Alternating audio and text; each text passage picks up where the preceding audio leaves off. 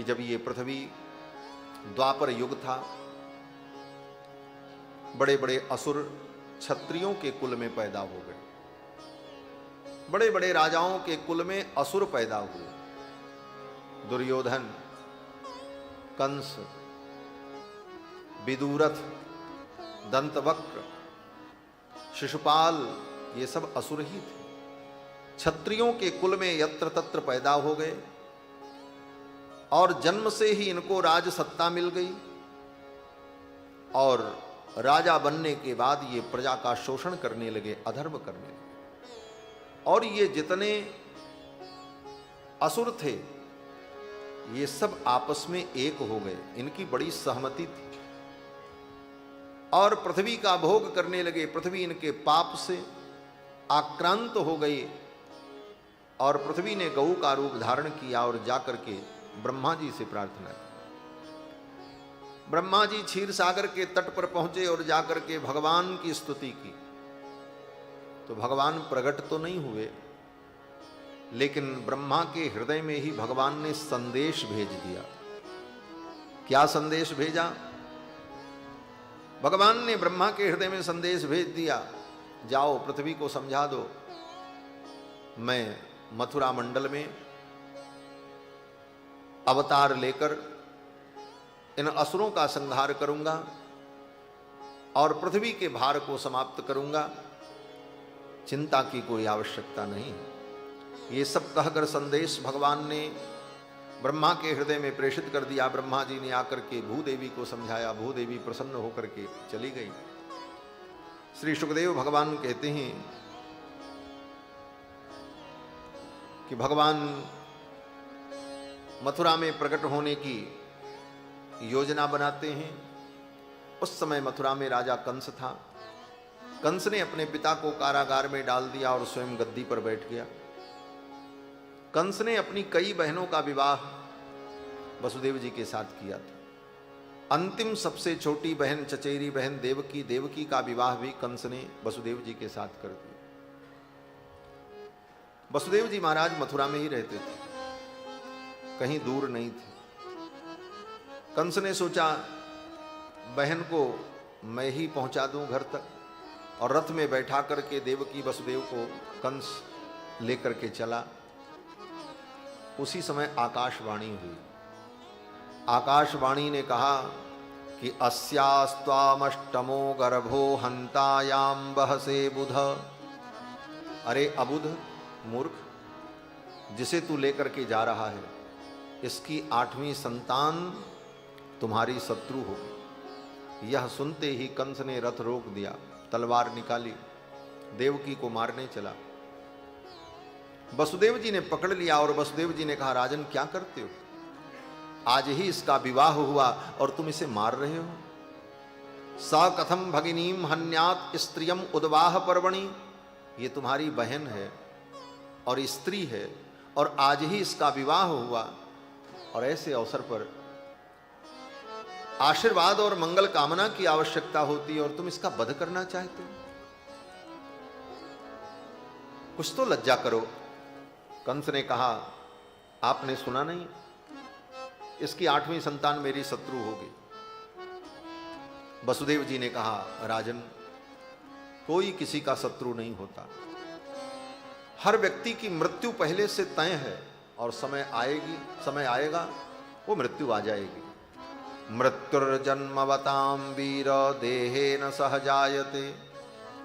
व्यक्ति जिस दिन पैदा होता है उसी दिन उसकी मृत्यु भी उसके साथ पैदा होती है।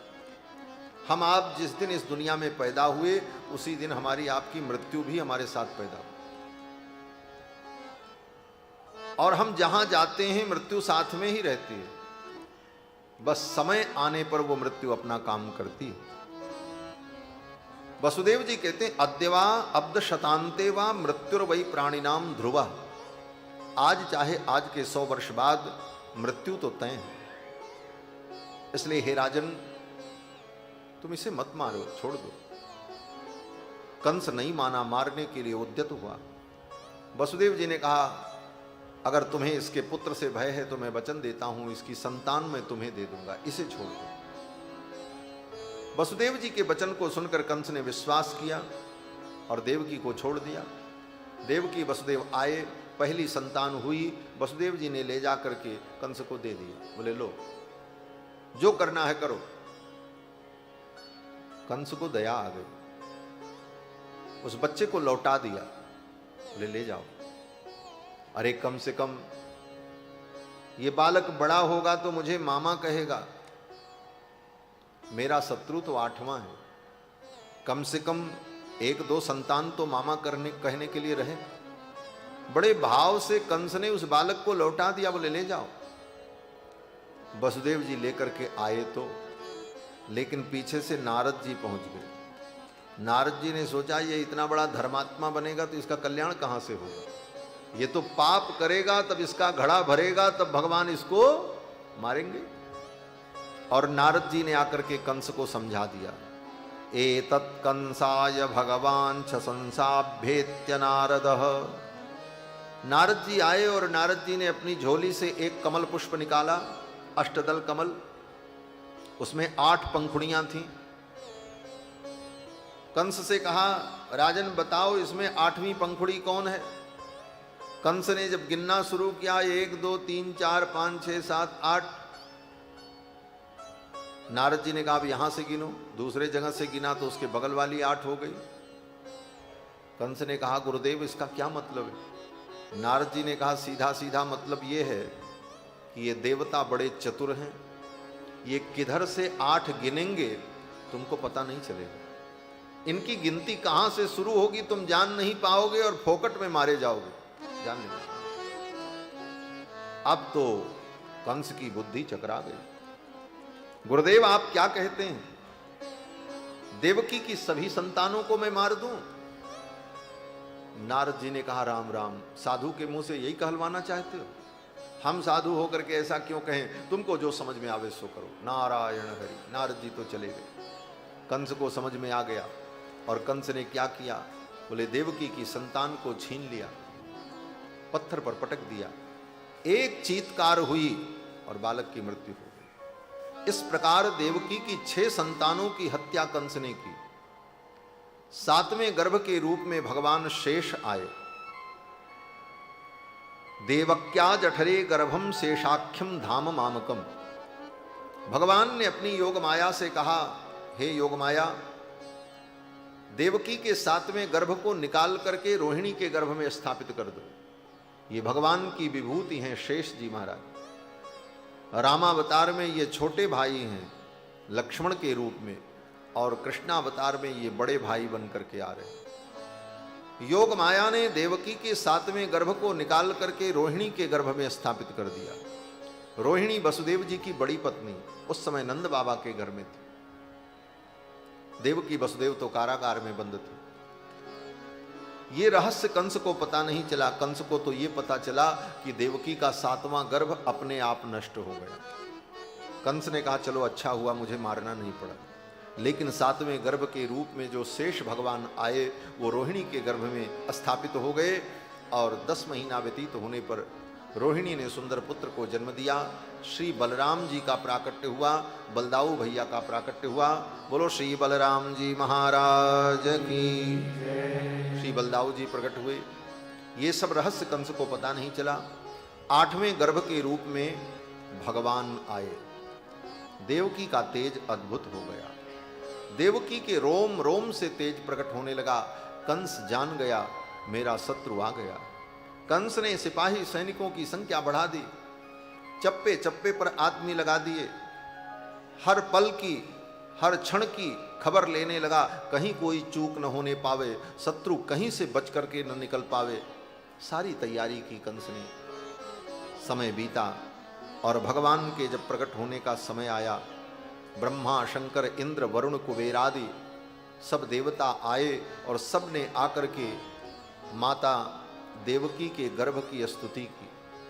ब्रह्मा भवश्च तत्रैत्य मुनिभिर्नारदादिभिः देवैः सानुचरैः साकं गीर्भिर्वृषणमैडयन्। देवताओं ने आकर के गर्भ की स्तुति की।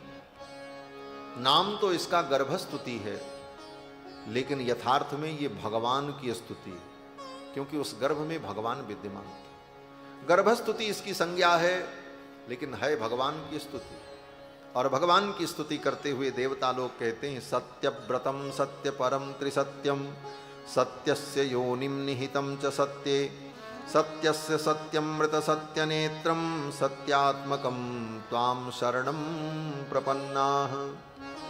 देवताओं ने सत्य स्वरूप परमात्मा की स्तुति की।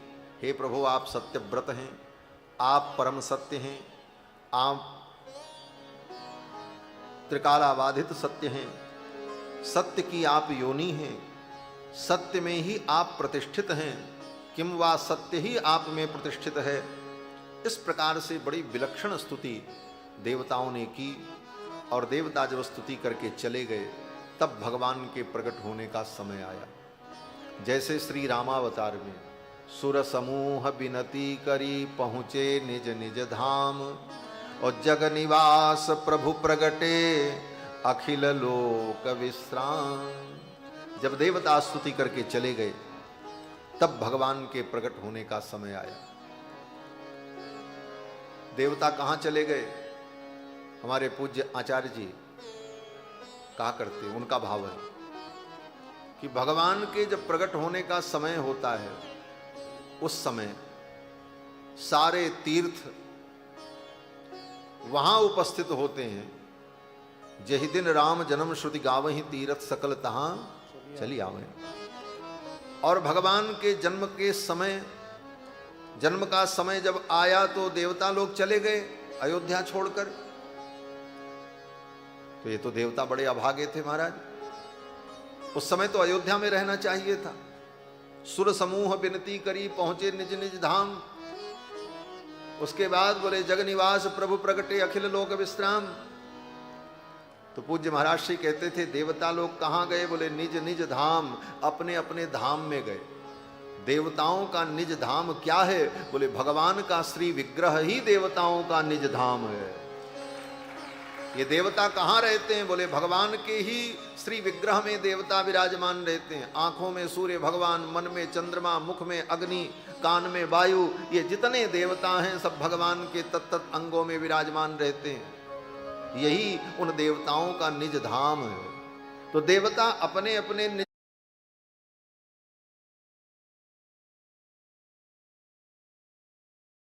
तुम्हारे यहां बदल जाता है। हमारे यहां तो जब तक सूर्योदय न हो तब तक वही दिन माना जाता है।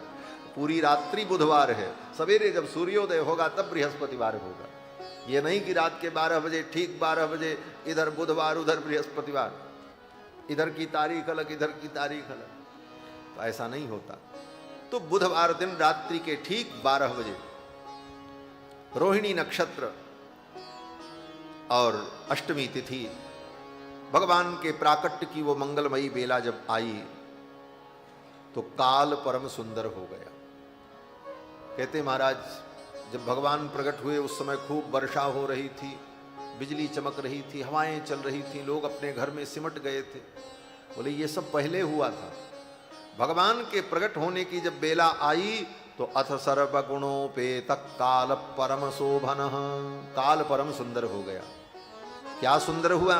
बोले दिशा प्रसेदुर्गगनम, दिशाएं प्रसन्न हो गई, गगन निर्मल हो गया। निर्मलोडु गणोदयम, आकाश में तारे दिखाई पड़ने लगे। मही मंगल भूयिष्ठ, पृथ्वी मंगलमयी हो गई। नद्य प्रसन्न सलीला, यमुना जी का जल निर्मल हो गया। सरोवर में कमल खिल गए, उन कमल पुष्पों पर भंवरे गुंजार करने लगे। दुजाल कुल सन्नाद स्तबका बनराजयः, उन कमल पुष्पों पर भंवरे गुंजार करने लगे।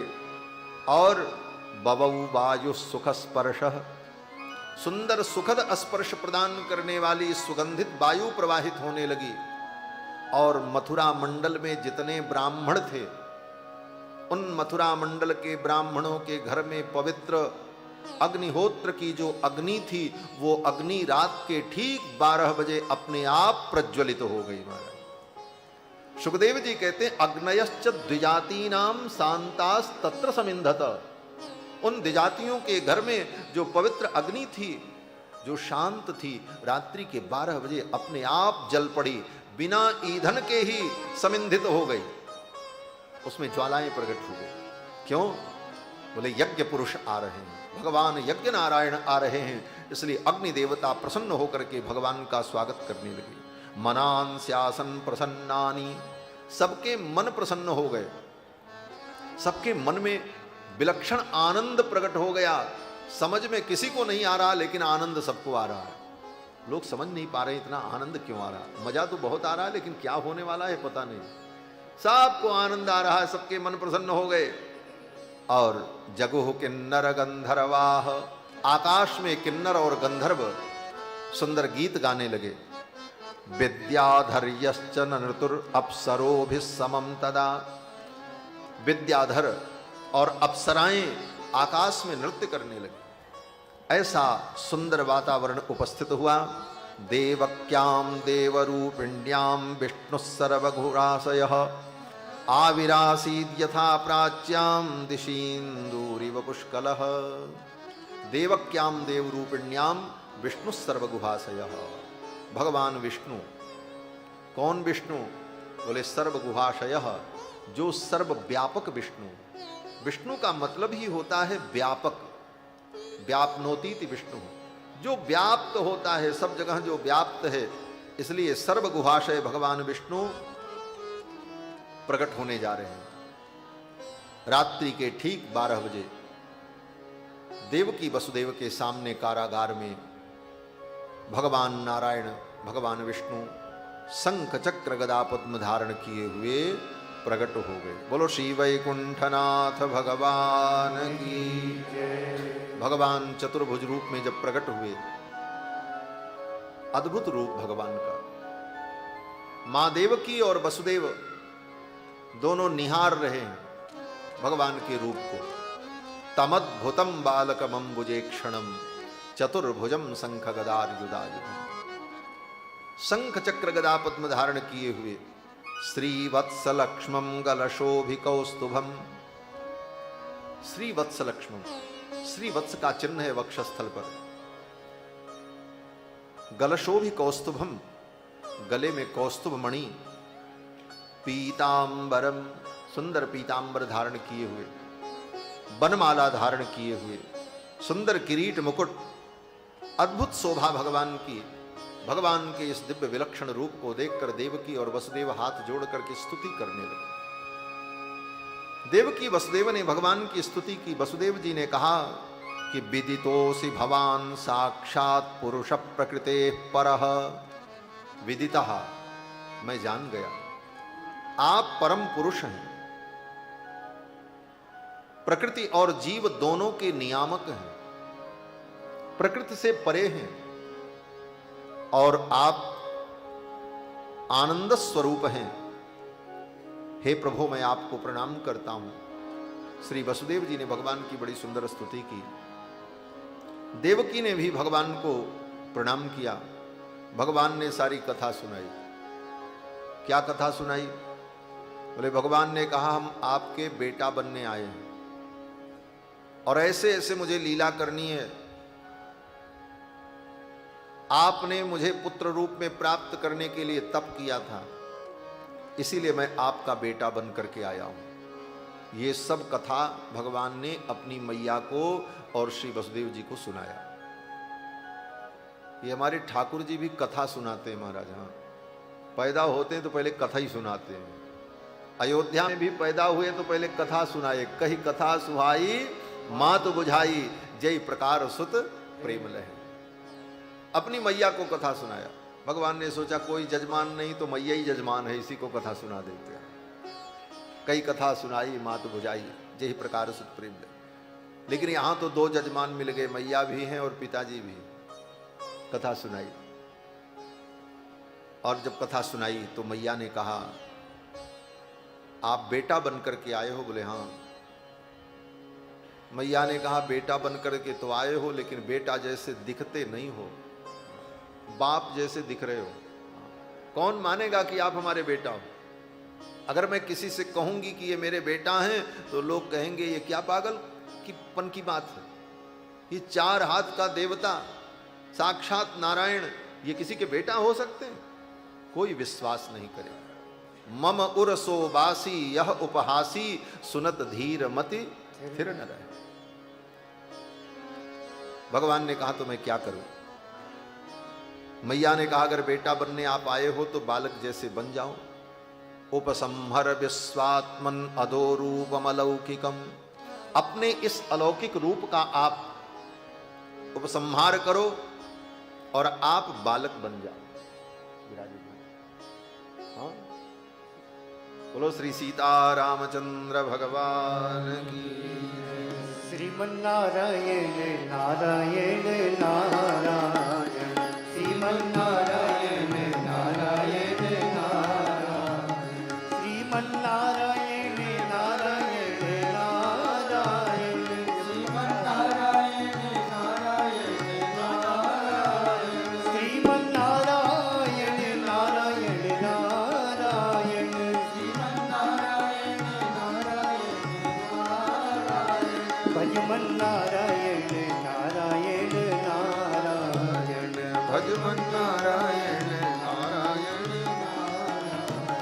सीता राम राम राम सीता राम राम राम सीता राम राम राम सीता राम राम राम सीता राम राम राम सीता राम राम सीता राम। श्री सीता रामचंद्र भगवान की जय। मैया ने कहा उपसंहर विश्वात्मन अदो रूप अलौकिकम, आप अपने इस अलौकिक रूप का उपसंहार करो, आप बालक बन जाओ। मैया के वचन को सुनकर, वसुदेव जी के वचन को सुनकर भगवान बालक बन गए। बभूव प्राकृत शिशु, और भगवान ने सब कुछ बता ही दिया था। आप मेरी रक्षा करने में समर्थ नहीं हैं, आप हमको गोकुल नंद बाबा के घर पहुंचा दो और वहां जो कन्या प्रकट है उस कन्या को लेकर के चले आओ। वसुदेव जी महाराज भगवान को लेकर के टोकरी में रखकर सिर पर रखे और लेकर के चले। हाथ की हथकड़ी खुल गई, कारागार के कपाट खुल गए और वसुदेव जी महाराज भगवान को लेकर के चल पड़े। जमुना पार किया, नंद बाबा के घर पहुंचे गोकुल, और नंद बाबा के घर में यशोदा के पलंग पर अपने लाला को लिटा दिया। वहां भगवान की योग माया प्रकट थी, उस योग माया को लेकर के वसुदेव जी आए।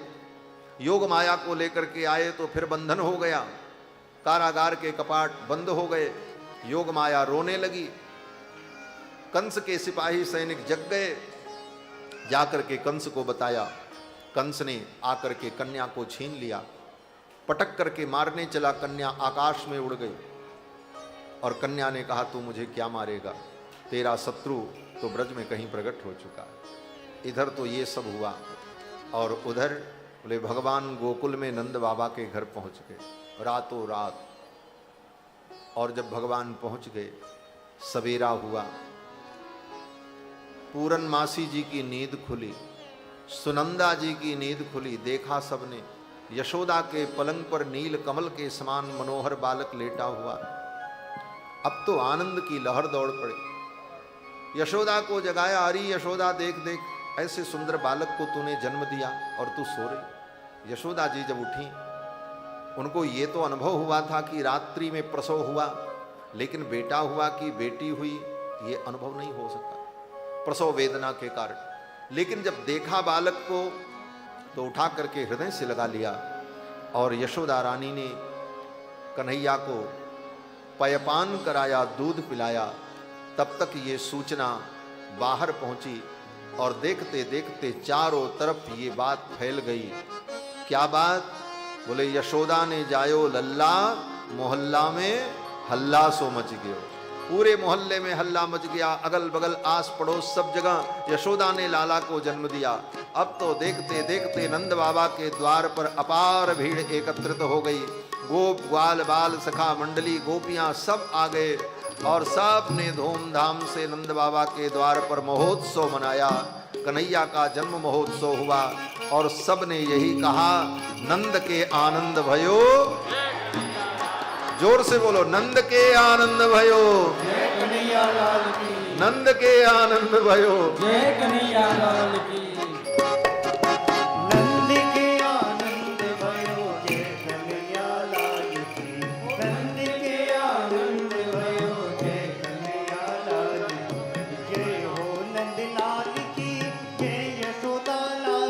आप लोग अपने अपने स्थान पर बैठ जाएं। अभी उत्सव चलेगा, बैठ जाइए। अपने अपने स्थान पर बैठ जाएं, तभी उत्सव का आनंद होगा। जय सिया राम। अपने अपने स्थान पर बैठ जाएं। नारायण। जय हो नंदलाल की जय, यशोदा लाल की जय हो, नंदलाल की जय, यशोदा लाल की। नंद के आनंद भयो जय कन्हैया लाल की, ओ नंद के आनंद भयो जय कन्हैया लाल की। नंद के आनंद भयो जय कन्हैया लाल की, ओ नंद के आनंद भयो जय कन्हैया लाल की।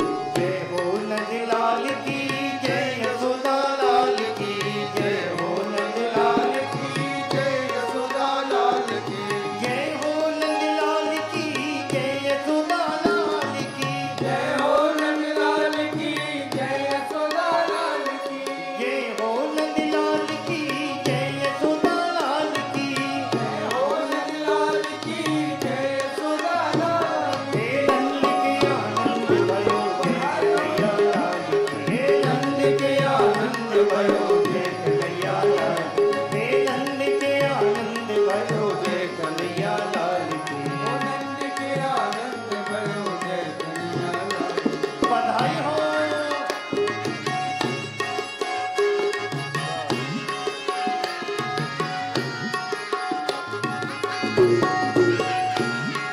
जय हो।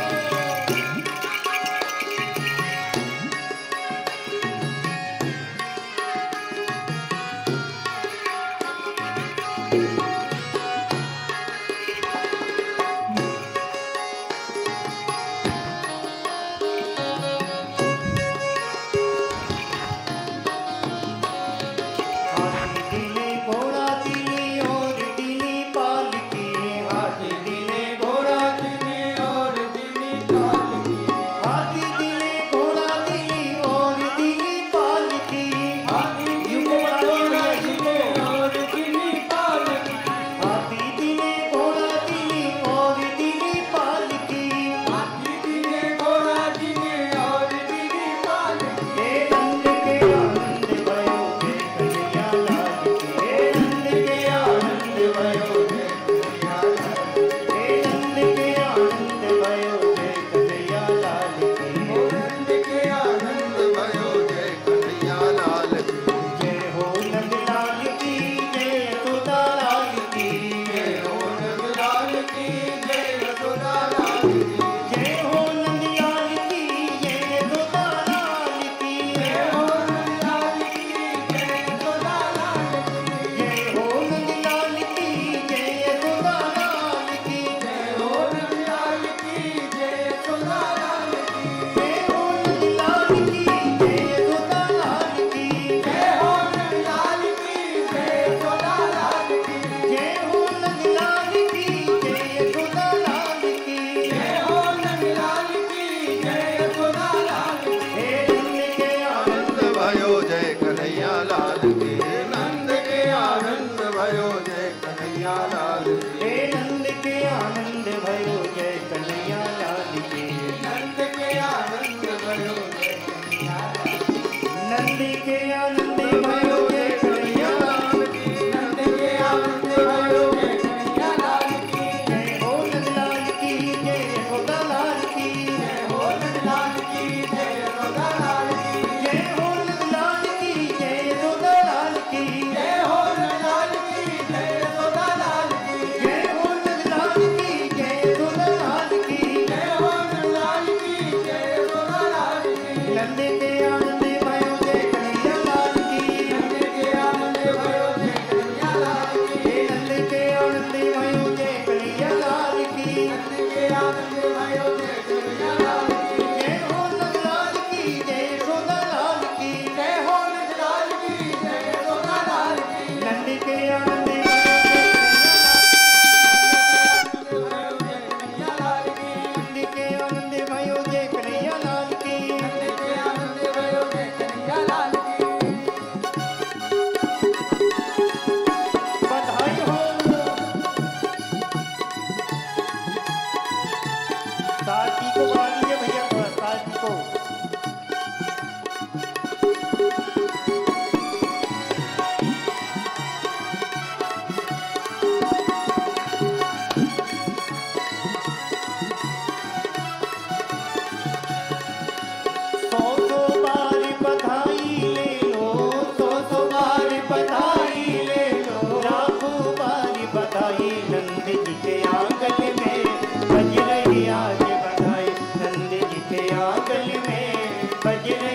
आज बधाई नंद जी के आंगन में बज रही आज बधाई नंद जी के आंगन में बज रही आज बधाई हो तो तुम्हारी बधाई ले लो तो तुम्हारी बधाई ले लो तो तुम्हारी बधाई ले लो तो तुम्हारी बधाई ले लो लाखों बारी बधाई नंद जी के आंगन में बज रही आज बधाई नंद जी के आंगन में बज रही आज बधाई नंद जी के आंगन में बज रही आज बधाई नंद जी के आंगन में बज रही आज बधाई बधाई हो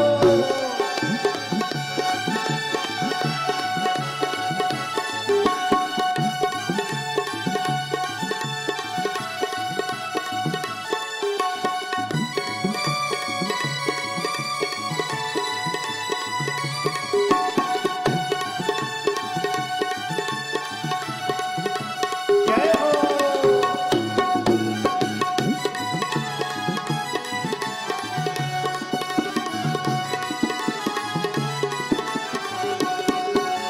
चमत्कार सा हो गए लोगों हो गई बात निराली चमत्कार सा हो गए लोगों हो गई बात निराली चमत्कार सा हो गए लोगों हो गई बात निराली चमत्कार सा हो गए लोगों हो गई बात निराली एक रात में नंद बाबा की एक रात में नंद बाबा अरे एक रात में नंद बाबा की एक रात में नंद बाबा की दाढ़ी हो गई काली नंद जी के आंगन में बज रही आज बधाई नंद जी के आंगन में बज रही आज बधाई बधाई हो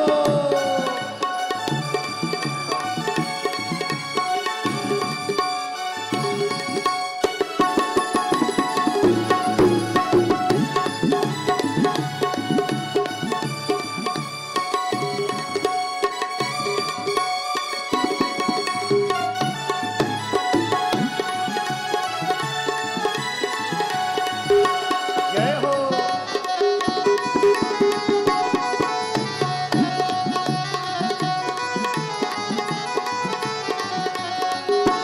कानों कानों बात सुनी है नटवर हो गया काला कानों कानों बात सुनी है नटवर हो गया काला कानों कानों बात सुनी है नटवर हो गया काला कानों कानों बात सुनी है नटवर हो गया काला नंद भी गोरी यशोदा भी गोरी नंद भी गोरी यशोदा भी गोरी नंद भी गोरी यशोदा भी गोरी नंद भी गोरी यशोदा भी गोरी नटवर है क्यों काला नंद जी के आंगन में बज रही आज बधाई नंद जी के आंगन में बज रही आज बधाई बधाई हो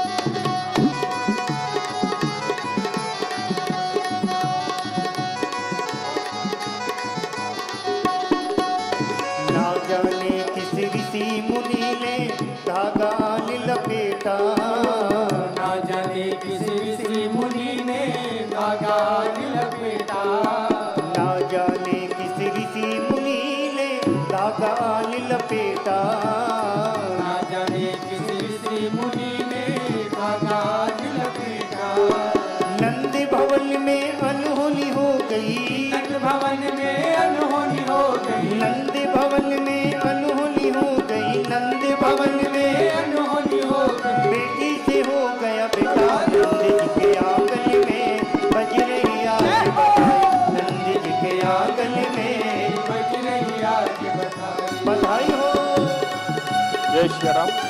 नंद के छोरा की जय हो।